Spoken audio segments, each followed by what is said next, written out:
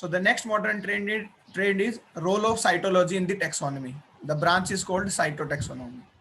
So the word cytotaxonomy is already explained in this phrase, that the role of cytology in taxonomy. Cytology क्या होती है? Cell की study. Cyto means cells, logy means study. So cytology is a different subdiscipline of biology. Cytology को cell bio भी बोलते हैं. But right now we are discussing that what is the role of cell biology in taxonomy. Taxonomy mainly refers to the identification, classification, and organization of the organisms, especially the plants in the plant taxonomy. So plants taxonomy में या taxonomy में कैसे help कर सकती है cell bio या individual cell के characters, वो कहलाता है cytotaxonomy. ठीक है. जब सेल की बात की जाती है तो सेल के अंदर डिफरेंट सेल ऑर्गेनेलीज हैं. Cell organelles like nucleus, like mitochondria, okay, like plastids, vacuoles, chloroplast, cytoplasm. एक सेल के जितने भी डिफरेंट सब ऑर्गेनेलीज हैं, सबसे इंपॉर्टेंट तो तीन है, न्यूक्लियस, माइटोकॉन्ड्रिया और अगर प्लांट है तो क्लोरोप्लास्ट भी, क्योंकि माइटोकॉन्ड्रिया और क्लोरोप्लास्ट में भी खुद का डीएनए होता है. तो जहां भी डीएनए होगा वहां पे जीन्स होंगे, और जीन्स के बिहेवियर को स्टडी करना और जीन्स के बिहेवियर के अकॉर्डिंग चीजों को क्लासिफाई करना, ये भी टैक्सोनॉमी में हेल्प करता है. सबसे मेन ऑर्गेनेली इज न्यूक्लियस, जिसके बेसिस पर टैक्सोनॉमी में जो है साइटोलॉजी हेल्प करती है. न्यूक्लियस में भी mainly chromosomes, different characters of the chromosome, like chromosome का बिहेवियर. सेल डिवीजन के दौरान क्रोमोसोम्स के डिफरेंट बिहेवियर होते हैं. ठीक है, एनाफेज में, मेटाफेज में या टीलोफेज में, there are different behaviours of the chromosome. Chromosome banding pattern, ये कुछ क्राइटेरिया है या कुछ बेसिस हैं मेनली क्रोमोसोम्स के. सेल में भी सबसे इंपॉर्टेंट न्यूक्लियस, न्यूक्लियस के बेस पे जो है क्लासिफाई किया जाता है डिफरेंट स्पीसीज को, डिफरेंट जीनस को, डिफरेंट फैमिलीज को. न्यूक्लियस में भी मेनली क्रोमोसोम के बेसिस पर, और क्रोमोसोम में भी क्या बेसिस हो सकते हैं, लाइक क्रोमोसोम का बिहेवियर हो सकता है. ठीक है, क्रोमोसोम में बेंडिंग पैटर्न हो सकते हैं, सेंट्रोमियर की पोजीशन हो सकती है. सेंट्रोमियर की पोजीशन के अकॉर्डिंग क्लासिफिकेशन किया जाता है. ठीक है, फॉर एग्जांपल किसी पर्टिकुलर फैमिली में एक्रोसेंट्रिक क्रोमोसोम्स हैं, किसी दूसरी फैमिली में मेटासेंट्रिक क्रोमोसोम्स हैं, या एक ही फैमिली में एक जीनस में एक्रोसेंट्रिक हैं, दूसरे में मेटासेंट्रिक हैं, या एक में सब मेटासेंट्रिक हैं. तो इन चीजों के बेसिस पर भी क्लासिफाई किया जाता है फैमिलीज को या स्पीसीज को. जब मैं क्लासिफिकेशन सिस्टम बता रहा था, मैंने वहां भी बताया था कि क्लासिफिकेशन के डिफरेंट बेसिस होते हैं. कुछ क्लासिफिकेशन केवल ओवरऑल अपीयरेंस को देखकर कर लिए जाते थे, जिनको आर्टिफिशियल कहते थे. कुछ नेचुरल होते थे जिनमें सारे कैरेक्टर स्टडी किए जाते हैं, या डीप कैरेक्टर्स को स्टडी किया जाता है. तो ये सारे डीप कैरेक्टर में आते हैं, क्योंकि साइटोलॉजी, एक सेल जो है वो माइक्रोस्कोपिक स्ट्रक्चर है, और सेल में भी nucleus that is very very microscopic, and even in the nucleus the DNA और क्रोमोसोम्स आर अल्ट्रा माइक्रोस्कोपिक. तो इन चीजों की स्टडी करने के लिए बहुत जो है डीप लेवल पर स्टडी करना जरूरी है. तो ये जो क्लासिफिकेशन के क्राइटेरिया है, ये बहुत एडवांस्ड क्राइटेरिया है. ठीक है, सेंट्रोमियर की पोजीशन हो सकती है, क्रोमोसोम का नंबर हो सकता है.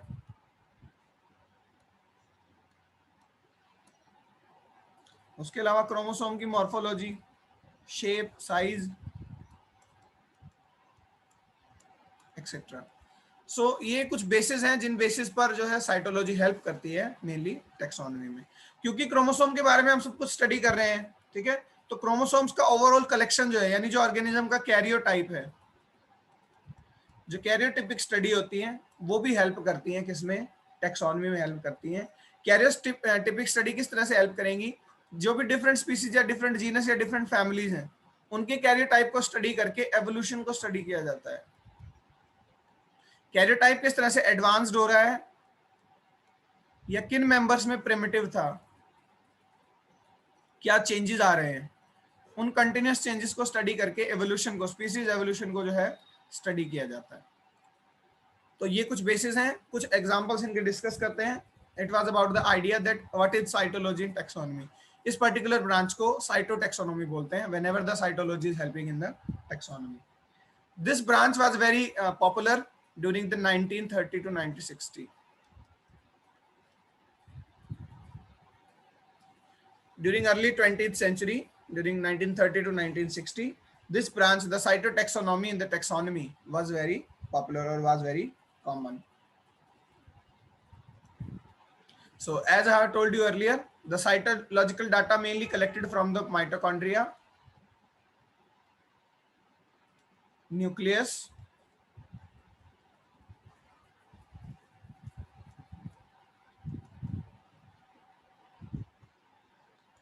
if we are talking about the plants, so chloroplast is also very important, and sometimes cytoplasm also. How cytoplasm? For example, any kind of chemical, any special chemical is found in a special type of cell. किसी एक special type में कोई जो है chemical मिलता है, तो वो केमिकल एक आइडेंटिफिकेशन पॉइंट हो सकता है उस जीनस का या उस फैमिली का. ठीक है, तो ये एक तरह से बायोकेमिकल से लिंक है साइटोप्लाज्म भी. सिमिलरली क्लोरोप्लास्ट, माइटोकॉन्ड्रिया, न्यूक्लियस, इनमें भी जो है डीएनए पैटर्न या न्यूक्लियस में जो क्रोमोसोम्स होते हैं उनके उनके डिफरेंट कैरेक्टर के बेसिस पर जो है टैक्सोनॉमिक सेपरेशन या टैक्सोनॉमिक आइडेंटिफिकेशन किए जाते हैं. तो कुछ एग्जांपल डिस्कस करते हैं हम.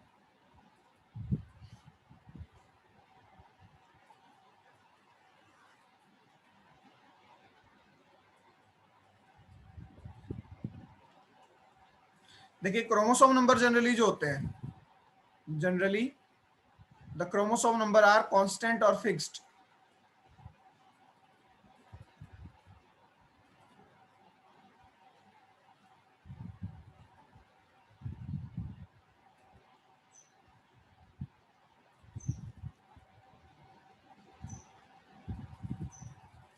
एक ही स्पीसीज जो होती है किसी भी प्लांट की या किसी भी जीनस की, ठीक है, उसके अंदर जो क्रोमोसोम नंबर होते हैं किसी पर्टिकुलर स्पीसीज के, वो कांस्टेंट होते हैं, फिक्स होते हैं, या समटाइम्स क्या होते हैं, मल्टीपल्स में होते हैं, और मे बी इन मल्टीपल्स. तो इससे एक आइडिया आता है. इससे आइडिया क्या आता है कि किसी जीनस की जो स्पीसीज हैं, तो सिमिलर स्पीसीज का आइडेंटिफिकेशन किया जाता है अगर क्रोमोसोम नंबर सेम मिलते हैं. फॉर एग्जांपल, कोई जीनस है एक्स जीनस, इसकी एक स्पीसीज है वाई, ठीक है, दूसरा कोई आप प्लांट जो है वो सर्च करते हैं, आपने आइडेंटिफाई किया है, उस प्लांट में भी जो क्रोमोसोम नंबर सपोज इसमें 12 था, तो इसमें भी 12 होता है. So we can conclude that, मान लीजिए जेड और वाई मॉर्फोलॉजिकली तो सिमिलर हैं, ठीक है, देखने में तो एक जैसे हैं, बट उनके क्रोमोसोम नंबर भी सेम है. It means they might be the same species. वो एक ही तरह की स्पीसीज हो सकती हैं. स्पीसीज जनरली जो है मॉर्फोलॉजिकली ही नहीं जो है डिफरेंस किए जाते हैं, डिफरेंशिएट किए जाते हैं. मान लीजिए ये एक स्पीसीज है, दूसरा ये स्पीसीज है उसी प्लांट का, तो जरूरी नहीं है कि मॉर्फोलॉजिकली सिमिलर हो. मॉर्फोलॉजिकली डिफरेंट हो सकते हैं. उनका हो सकता है पेटल कलर इसमें ब्लू हो, इसमें पेटल कलर रेड हो, but still they could be a same species. फिर भी ये एक स्पीसीज हो सकते हैं अगर इनमें क्रोमोसोम नंबर सेम है तो. ठीक है, तो केवल मॉर्फोलॉजिकल अपीयरेंस के बेस पर हम नहीं कह सकते क्या ये सेम स्पीसीज है. क्रोमोसोम स्टडी के बेसिस पर, क्रोमोसोम नंबर को स्टडी करके हम कह सकते हैं कि किसी जीनस की ये सेम स्पीसीज है. ठीक है, फॉर एग्जाम्पल जो पाइनस होता है, पाइनस इज अ जिम्नोस्पर्म. ठीक है, पाइनस रॉक्सबर्गी जो चीड़ का पेड़ होता है, उसमें जो है chromosome number is equal to 10, n is equal to 12 होता है. तो पाइनस की जो सभी स्पीसीज हैं उनमें क्रोमोसोम का नंबर फिक्स है, that is n is equal to 12. ठीक है, डिप्लॉयड होंगे तो 24 होगा नंबर. तो सभी पाइनस के स्पीसीज, पाइनस वैली चाइना, ठीक है, या पाइनस रॉक्सबर्गी, सभी में जो है क्रोमोसोम नंबर वो 12 है. तो जनरली सेम होते हैं सेम स्पीसीज में. ठीक है, तो एंजियोस्पर्म्स की अगर बात करें, एंजियोस्पर्म्स क्रोमोसोम नंबर में very from n is equal to 2 n is equal to 152. 2 से लेके 152 तक, 154 सॉरी नॉट 2, 154 तक जो है क्रोमोसोम नंबर वेरी कर सकता है. ठीक है, सबसे कम जो होते हैं वो होते हैं हैप्लोपॉपस में.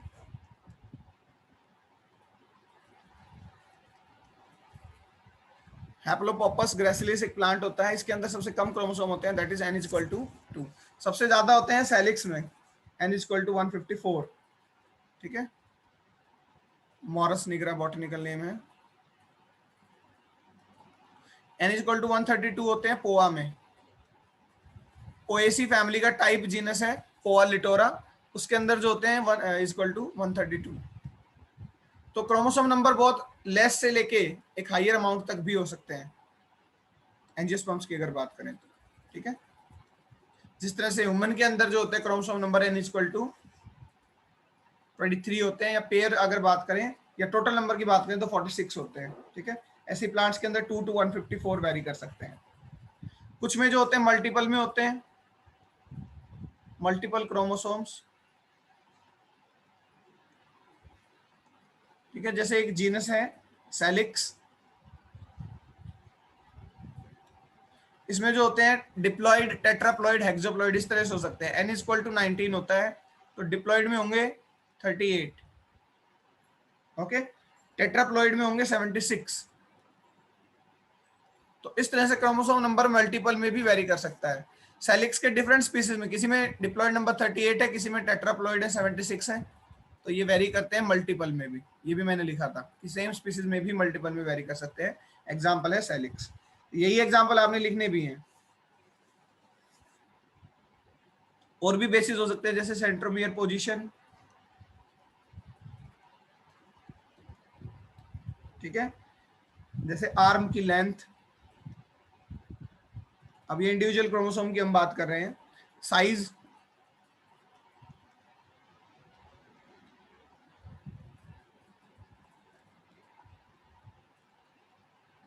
ये भी कुछ बेसिस हो सकते हैं। जैसे एक बहुत कॉमन एग्जांपल बताता हूं, मोनोकॉट्स जो होते हैं, मोनोकॉट के अंदर जो साइज होता है क्रोमोसोम का वो लार्जर होता है as compared to dicots.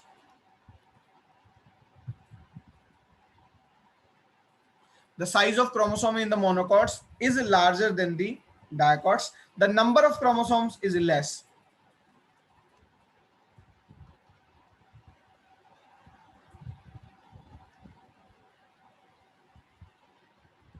Number of chromosome generally monocot में कम होते हैं, और साइज ऑफ क्रोमोसोम जो होता है चाहे वो कम हो बट उनका साइज क्या होता है, लार्ज होता है। ठीक है, जैसे एक प्लांट है प्लेंटैगो and क्रिपिस।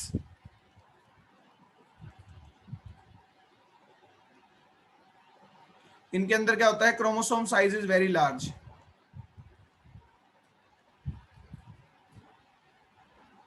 But the number is very less. तो ये जो यूनिक फीचर है, लाइक प्लेंटैगो और क्रिपिस की बात करें तो अदर प्लांट्स के कंपेयर में इनका क्रोमोसोम साइज तो इवन 10 टाइम बिगर है, लेकिन नंबर वेरी वेरी लेस है। तो ऐसे बहुत कम प्लांट होंगे, इसीलिए यूनिक है, इसीलिए टेक्सोनोमिक एविडेंस है।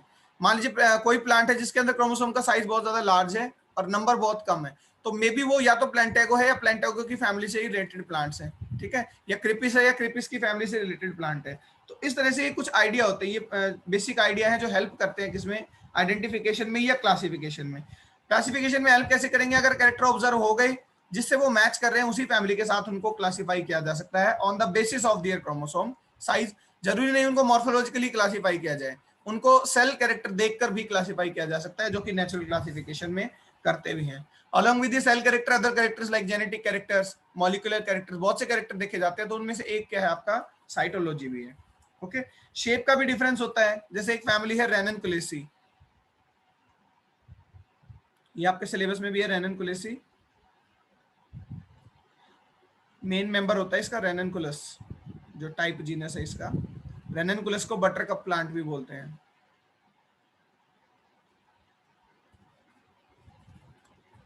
ठीक है, तो बटरकप प्लांट में क्या होता है, कुछ जीनस में तो वी शेप्ड क्रोमोसोम होते हैं।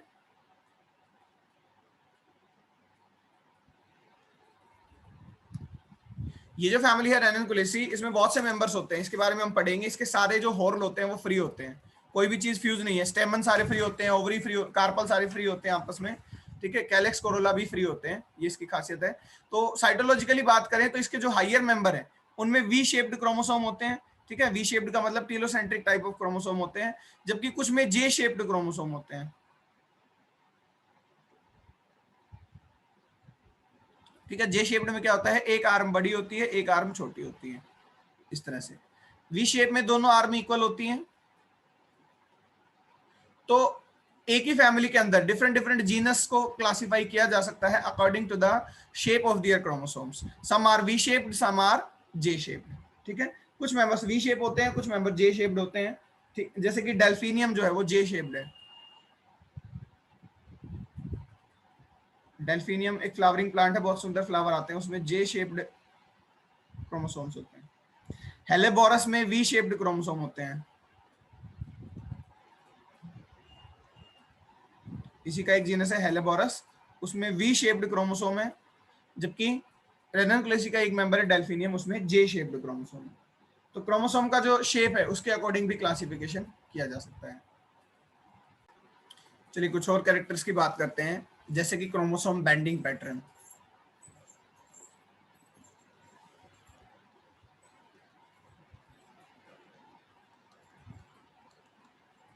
देखिए क्रोमोसोम बेंडिंग क्या होती है कि जब क्रोमोसोम्स को स्टेन किया जाता है डिफरेंट स्टेनिंग एजेंट्स के साथ। क्रोमोसोम जो होते हैं उनको स्टेन कराना, स्टेनिंग विद डिफरेंट डाई या स्टेनिंग एजेंट्स कह सकते हैं।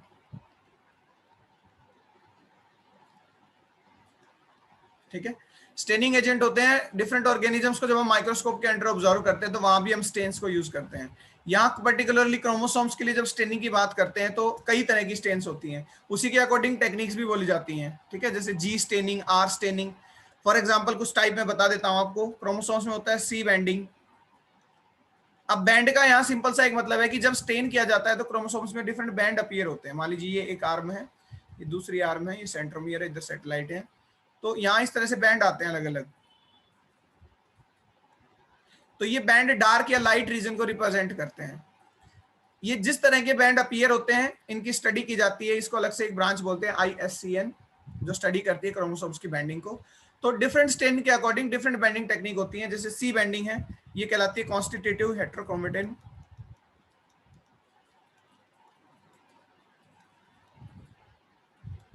बैंडिंग। ठीक है, सबसे कॉमन होती है जी बैंडिंग, इसमें जिएज्मा स्टेन यूज करते हैं इसलिए इसको जी बैंडिंग कहते हैं। एक क्यू बैंडिंग होती है क्रोमोसोम्स की। अलग अलग स्टेन के अकॉर्डिंग जो बैंड आते हैं उसी के अकॉर्डिंग इनके नाम रख दिए, क्यू बैंडिंग, जी बैंडिंग। ठीक है, क्यूनाक्राइन एक स्टेन होती है, एक आर बैंडिंग होती है। आर बैंडिंग क्या होती है? Reverse Giemsa banding. और एक होती है टी बैंडिंग, टीलोमेरिक बैंडिंग।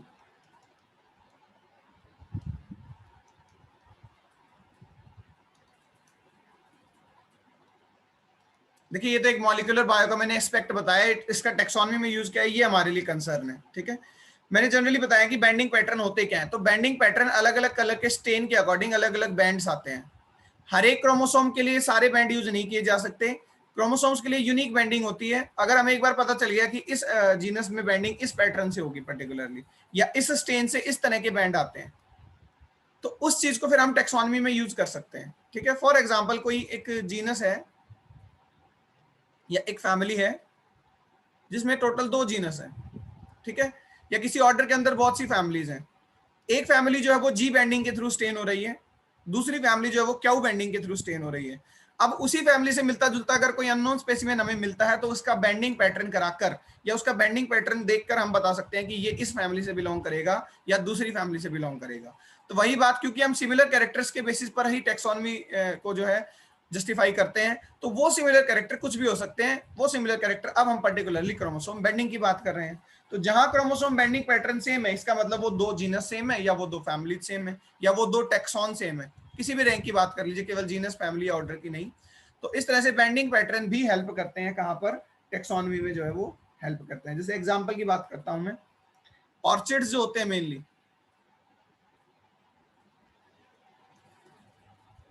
ऑर्किड्स होते हैं, एक लार्ज क्लास है मोनोकॉट्स में ही। ठीक है, फ्लावरिंग प्लांट्स होते हैं बहुत सुंदर। तो ये जो होते हैं जी बैंडिंग के थ्रू स्टेन किए जाते हैं। इनका जो क्रोमोसोमल स्टडी है वो जी बैंडिंग के थ्रू स्टडी किया जाता है, जबकि लैमियसी फैमिली जो है वो आर बैंडिंग के थ्रू स्टडी की जाती है।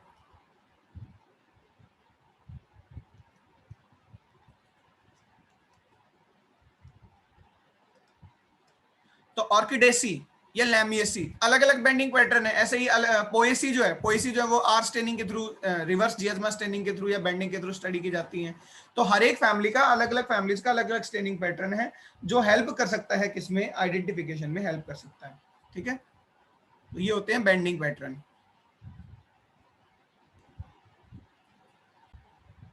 क्रोमोसोम के बारे में कुछ मैंने बताया था, एक चीज और बता देता हूं कि जो क्रोमोसोम होते हैं वुडी प्लांट में,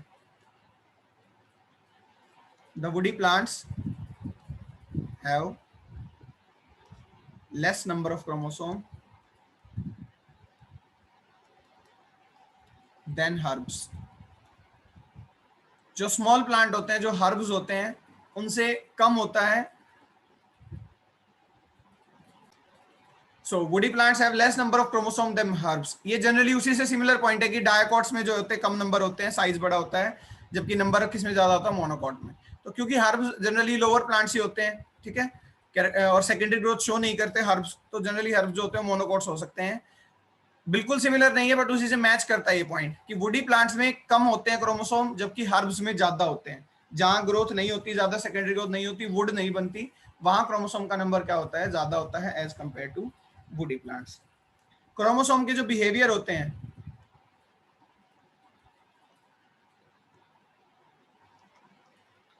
क्रोमोसोमल बिहेवियर स्टडी भी हेल्प करती है टेक्सोनॉमी में, ठीक है। क्रोमोसोम बिहेवियर किसे बोलते हैं? Chromosome behaviour like in division phases, जैसे मेटाफेज है, जैसे एनाफेज है, ठीक है, प्रोफेज है। तो इनमें जो चेंजेस आते हैं in during these phases, chromosome के अंदर जो चेंज आते हैं, although we study them universally, हम यूनिवर्सली पढ़ते हैं कि एनाफेज में जो है सिस्टर क्रोमेटिड सेपरेट हो जाते हैं, ठीक है। बट अगर इनको डीप लेवल पर स्टडी किया जाए या क्रोमोसोम का बिहेवियर एग्जैक्टली स्टडी किया जाए, तो डिफरेंट फैमिली टू फैमिली ये वेरी करते हैं, ओके। जैसे दतूरा एक जीनस है, दतूरा स्ट्रेमोनियम, तो दतूरे के अंदर सबसे बेस्ट स्टडी किए जा सकते हैं। दतूरा जो कि एक सोलेनेसी का मेंबर है, उसके अंदर क्रोमोसोम का जो बिहेवियर है वो नोटिस किया जाता है डिफरेंट रेसेस में, some species of the Datura stramonium.